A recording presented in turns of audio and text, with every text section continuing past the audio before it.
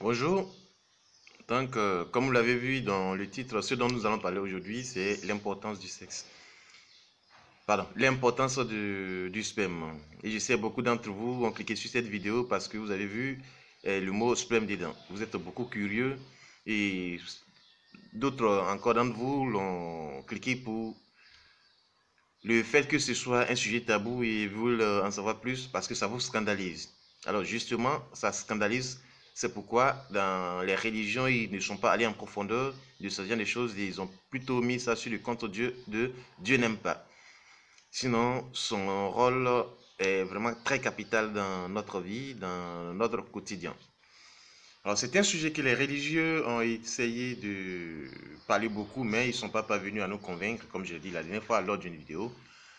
Mais plutôt se sont focalisés sur le fait que ce soit un péché et que on n'y peut rien, que c'est plutôt Dieu qui n'aime pas. Et j'ai toujours dit aussi que tout ce à quoi on a toujours dit que c'est un péché n'est pas quelque chose qu'on fait et que les retombées nous attendent dans une vie prochaine. Tout ce qu'on appelle péché dans notre vie ici, c'est quelque chose qu'on fait et que les conséquences, on va subir les conséquences dans un temps, euh, dans quelques temps. Sinon, les péchés ne nous attendent pas quelque part là-bas. Dieu, il est amour, tel qu'il nous a créés. Si nous mourrons, quoi que nous fassions, si nous mourrons, il va nous accepter dans son royaume. Mais ici, sur la terre, tout ce qui est comme péché, on va les payer avant de passer de vie à trépas. Donc, les religions ont vraiment beaucoup spéculé sur cette histoire du qu'on appelle masturbation et relation avant le sexe ou après le sexe. Ils nous ont parlé de tout ça sans toutefois rentrer dans les profondeurs pour nous expliquer véritablement qu'est-ce qui se passe et comment ces choses se passent. Donc, ce dont nous allons éclairer ici, c'est l'importance du sperme de l'homme lui-même. Donc, l'importance se situe à ce niveau. Sinon, ce n'est pas une question du mariage avant ou après du sexe avant ou après le mariage. L'importance se situe au niveau de l'orgasme. Qu'est-ce qu'il faut faire de l'orgasme? Pourquoi il ne faut pas avoir d'orgasme ou pourquoi il faut en avoir? Donc, en un mot, c'est l'importance du sperme que nous avons. Donc, pour ce faire, je vous invite à suivre ce sexagénaire indien qui est l'un des hommes les plus spirituels au monde, qui parcourt tout le monde entier à enseigner la spiritualité.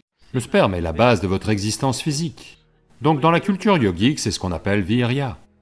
Le virya est vu comme le vajra. Cela veut dire que c'est l'une des choses les plus puissantes si vous savez comment l'utiliser. Pas seulement le sperme, absolument tout dans ce corps. Le sperme est la base de votre existence physique. Que vous soyez un homme ou une femme. Vous existez parce que ça représente 50% de la recette. Oui? Eh bien, nous avons une peau, nous avons des cellules épithéliales, nous avons des cheveux, nous avons beaucoup d'autres aspects du corps. Vous savez, le cœur, le foie, les reins, tant de choses.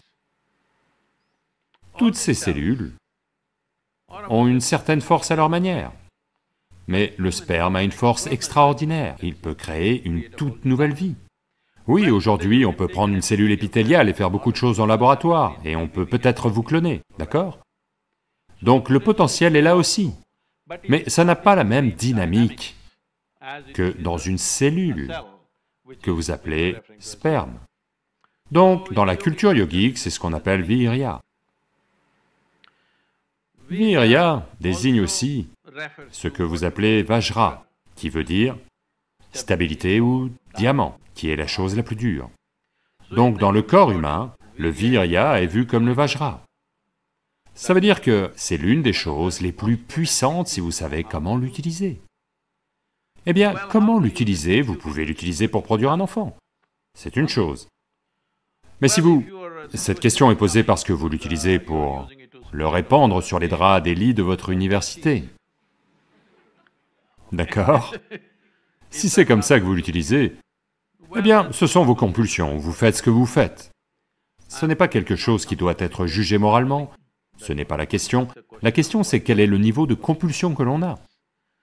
Mais, quoi que ce soit dans ce corps, est-ce que ça peut être transformé pour fonctionner à un autre niveau? Oui, à coup sûr. Fondamentalement, nous sommes tous faits des mêmes ingrédients. Mais voyez à quel point chacun de nous est différent, différentes soupes. Et si je vous donne des ingrédients pour une soupe, vous pouvez faire soit une bonne soupe, soit une mauvaise soupe. Ça dépend de vos compétences, n'est-ce pas? Donc cela vaut pour tout, pas seulement pour le sperme. Chaque dimension de votre corps et de votre mental, vous pouvez en faire une chose immense, ou vous pouvez la rendre médiocre, ou vous pouvez en faire un gros problème. Chaque aspect de votre vie, c'est valable pour cet aspect de la vie aussi. Cette même énergie. Voyez, les gens font des traductions littérales, mais si vous voulez produire disons des cellules épithéliales, la quantité d'énergie dépensée par le corps, et si vous voulez produire une cellule que vous appelez sperme, la quantité d'énergie dépensée par le corps est très différente. Cela peut être scientifiquement établi. Donc, si vous investissez autant d'énergie là-dedans, à l'évidence, ça a une certaine puissance si vous savez l'explorer. Mais êtes-vous en mesure d'explorer? Êtes-vous capable d'explorer? Avez-vous les pratiques nécessaires et les conseils pour le faire? Ça reste une question.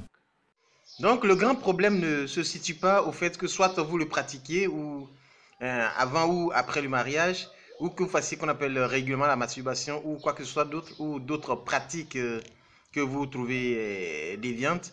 Mais l'essentiel est que cette énergie ne doit pas être gaspillée, cette énergie doit être conservée en vous et réorientée autrement, redistribuée dans le corps afin que cela vous apporte des choses encore plus intéressantes, que cela vous amène à des sommets que vous souhaiteriez trouver.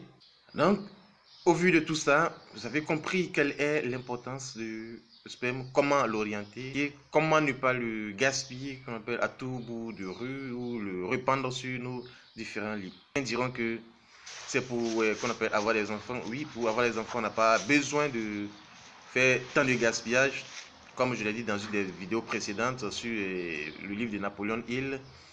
Oui, son aspect procréatif est important, mais pour ce faire, on n'a pas besoin de chaque fois gaspiller à tout moment. Donc, pour procréer des enfants, on peut le faire. C'est tout à fait normal. Mais après ça, le reste n'a plus d'importance. D'autres diront que c'est pour le plaisir. Non, le plaisir, comme le disent les scientifiques, notre corps est composé de trillions de cellules qui peuvent nous procurer le même plaisir si on sait vraiment l'exploiter, si on sait vraiment qu'on appelle comment ça se fait. Comme l'a dit le sage indien, la question c'est comment le faire, comment le pratiquer, c'est ce qui est le plus important.